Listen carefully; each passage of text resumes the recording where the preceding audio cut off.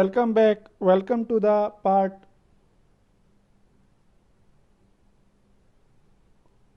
Part 3 of chapter 2। Part 2 के अंदर हमने सॉल्यूशन आपको पढ़ाया था और types of solution on the basis of physical state आपको बताए थे और प्रॉपर्टीज ऑफ सॉल्यूशन आपको बताया था। तो स्टेट के बेस पर जो सॉल्यूशन होते हैं वो 3 टाइप के होते हैं: solid solution, gas solution and liquid solution, solid, liquid and gas solutions. फिर हमने उनके आपको एग्जांपल भी बताए थे, वह एग्जांपल जो आप डेली लाइफ में ऑब्जर्व करते हैं, और फिर उसकी प्रॉपर्टीज बताई थी। ठीक है, तो इतना सब होने के बाद अब हम नेक्स्ट चलते हैं अदर टाइप्स पर जो अलग बेस पर डिपेंड करते हैं। Now we will talk about the types of solution on the basis of amount of solute present in the solution. तो सॉल्यूट के अमाउंट के बेस पर जो सॉल्यूशन होते हैं वो 3 टाइप के होते हैं: unsaturated solution, saturated solution and super saturated solution. You have to remember these terms because these terms will come after and after in your higher classes, mainly 10th class, 11th class or 12th class. So there you don't have to be confused if you remember this at this stage. Okay, अगर आपको ये सारी चीज़ें अभी से पता चल जाएंगी तो वहाँ पर जाकर आपको कोई भी इसमें कन्फ्यूजन नहीं होगा। ठीक है, तो types of solution on the basis of amount of solute, आपके 3 टाइप के सॉल्यूशन होते हैं: unsaturated solution, saturated solution and super saturated solution. ठीक है, तो सबसे पहले बात करते हैं अनसैचुरेटेड सॉल्यूशन की। The solution in which more solute can be added. ये नो को मैंने यहाँ से काट दिया है। It is more solute can be added at a given temperature is called unsaturated. Given temperature का मतलब है आपको एक फिक्स टेम्परेचर दे दिया, जैसे 20 डिग्री सेल्सियस दे दिया और बोला गया कि भाई 20 डिग्री सेल्सियस से टेम्परेचर ना तो कम होना चाहिए और ना ही ज़्यादा होना चाहिए, तो दैट इज गिवन टेम्परेचर। तो गिवन टेम्परेचर पर जैसे आपको कोई भी सॉल्यूशन दिया हुआ है और उसके अंदर जैसे आप मान लो आपको सोल्ट इन वाटर, मतलब आपके घर में नमक है, आपने उसको वाटर में डिजोल्व कर दिया, वो बन गया सॉल्यूशन, डिजोल्व हो गया पूरे तरीके से। अब सॉल्यूशन, अब आपने देखा कि भाई उसके अंदर हम और नमक घोल सकते हैं, तो अगर आप उसमें और नमक घोल सकते हैं तो इसका मतलब हुआ वो क्या हुआ, अनसैचुरेटेड सॉल्यूशन। ठीक है, नेक्स्ट हम बात करते हैं saturated solution. The solution in which no more solute can be added at a given temperature is called saturated solution. तो ये सॉल्यूशन क्या होता है, इसमें जैसे आपने एक सॉल्यूशन बनाया सोल्ट इन वाटर का, गिवन टेम्परेचर पर टेम्परेचर कॉन्स्टेंट होना चाहिए, तो आप जैसे ही आप उसमें और सोल्ट ऐड कर रहे हैं तो वो डिजोल्व नहीं हो पा रहा, वो अनडिजोल्व रह गया, मतलब जितना आपने ऐड किया वो एज इट इज रह गया, घुला ही नहीं।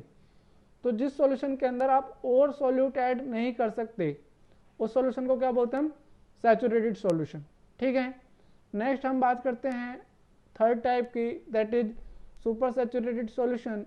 तो सुपर सैचुरेटेड सॉल्यूशन क्या करते हैं हम, जिसमें हम एक्सेस में सॉल्यूट मिला देते हैं। मीन्स जिस सॉल्यूशन के अंदर पहले से ही थोड़ी सी अमाउंट सॉल्यूट की अनडिजोल्व रह जाती है उस सॉल्यूशन को क्या बोलते हैं हम, super saturated solution. The solution in which some amount of solute remain undissolve in a given at a given temperature it's called super saturated solution. ठीक है, जैसे आपने 100 ml वाटर लिया और उसके अंदर 50 ml NaCl मिला दिया, तो क्या हुआ कि जो NaCl है वो कुछ अमाउंट अनडिजोल्व रह जाएगी, तो जो आपको सॉल्यूशन मिला वो कौन सा मिला, सुपर सैचुरेटेड। जिस सॉल्यूशन में सॉल्यूट की कुछ अमाउंट घुले भी नहीं रह जाती है, अनडिजोल्व, जो घुली ना हो, घुल नहीं पाती है थोड़ी सी अमाउंट, और वो एज इट इज रह जाती है सॉलिड फॉर्म में, तो इस टाइप के सॉल्यूशन को क्या बोलते हैं हम, super saturated solution. The solution in which some amount of solute remain undissolve at a given temperature. ठीक है, अब हम बात करते हैं solubility की। What is solubility, and on the basis of solubility you will state any solution that it is saturated, super saturated और unsaturated। यहाँ पर हमने एक एग्जाम्पल किया है, उसको देखते हैं किस तरीके से हम कर सकते हैं। And this is very important topic and incoming topics, जो ये टॉपिक है और आने वाले टॉपिक्स हैं वो बहुत ज़्यादा इंपॉर्टेंट हैं, क्योंकि इसमें आपको क्या करना है, इसमें आपको कुछ न्यूमेरिकल्स करने हैं, यहाँ पर भी है। जैसे पहले हम बात करते हैं सॉल्युबिलिटी। सोलिबिलिटी क्या होता है, जो सैचुरेटेड सॉल्यूशन है वही solubility, means the maximum amount of solute that can be dissolve in a specific amount of solvent eight a given temperature is called solubility.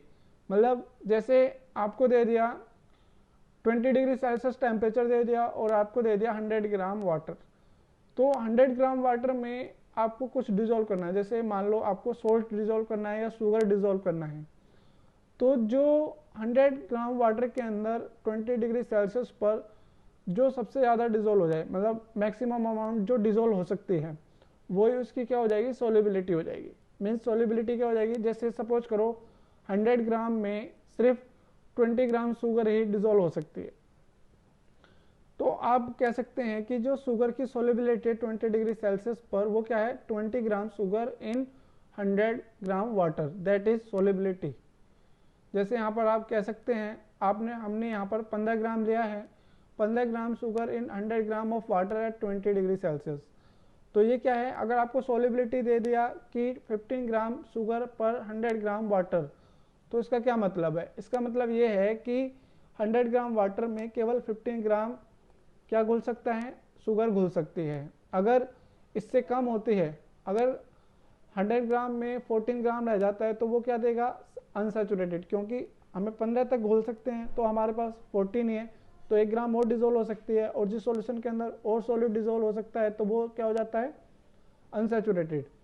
और अगर इसमें आपको दे दिया कि भाई 16 ग्राम दे दिया 100 ग्राम में, तो ये क्या हुआ, सुपर सैचुरेटेड, क्योंकि डिजोल्व सिर्फ 15 हो सकता है अकॉर्डिंग टू सोलिबिलिटी। आ रहा है ना समझ में।